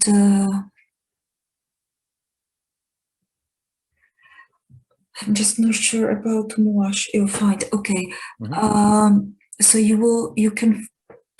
It's possible to find this book of Mari language along with the electronic textbook in the internet, and you find you see the address. Almost. It's so the Mari, the electronic textbook of the Mari language, where on the internet you can find it. You can see the address on the screen now. So it's like in this, when we watch the video, you see it that they were at this moment showing the address of the website on the screen. So they're saying, and where you can find this Mari language textbook on the internet, you see the address on the screen now. Okay, before I end the recording, are there any questions pertaining to the chapter, to the text, to any of the exercises?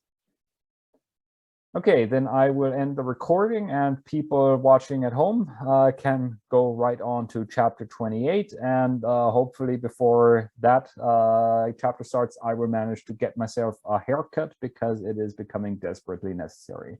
So see everyone in the next lesson.